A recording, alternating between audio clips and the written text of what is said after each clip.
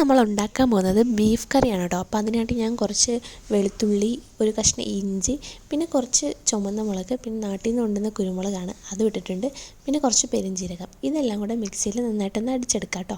എന്നിട്ട് അതിന് ശേഷം കഴുകി വാരി വെച്ച നമ്മുടെ ബീഫിനകത്തോട്ട് കുറച്ച് കറിവേപ്പില, മഞ്ഞൾപ്പൊടി, മുളക് പൊടി, കാശ്മീരി ആട്ടോ എടുത്തേക്കുന്നത്, പിന്നെ കുറച്ച് മീറ്റ് മസാലയും കൂടെ ഇട്ട് നന്നായിട്ടൊന്ന് മിക്സ് ചെയ്ത് ഒരു ഹാഫ് ആൻ അവർ വെച്ചേക്കുക. എന്നിട്ട് കുക്കറിൽ 6 വിസിൽ.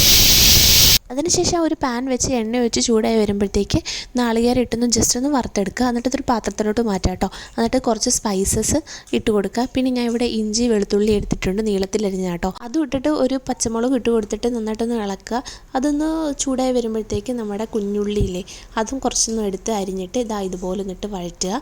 ഞാൻ കുറച്ച് കറിവേപ്പിലയും കൂടി ഇട്ടിട്ടുണ്ട്. നമ്മുടെ ബീഫ് ഇളക്കിയ സമയത്ത് ഞാൻ ഉപ്പിട്ടിട്ടുണ്ടായിരുന്നു കേട്ടോ, അത് പറയാൻ മറന്നുപോയതാണ് കേട്ടോ. ഞാൻ വഴന്ന് വരുമ്പോഴത്തേക്ക് നമ്മൾ ആദ്യം ഇട്ട ആ പൊടികൾ തന്നെ ഒന്നും കൂടി ഇട്ടിട്ട് ഒന്ന് വഴറ്റിയെടുത്തിട്ട് അവസാനം നമ്മുടെ ബീഫും കൂടെ വെച്ച് കൊടുക്കുക. അങ്ങനെ നമ്മുടെ ബീഫ് കറി ഇവിടെ റെഡി ആയിട്ടുണ്ട്. എല്ലാവരും ഒന്ന് ട്രൈ ചെയ്ത് നോക്കണേ. അപ്പോൾ ഇത്രേ ഉള്ളൂ.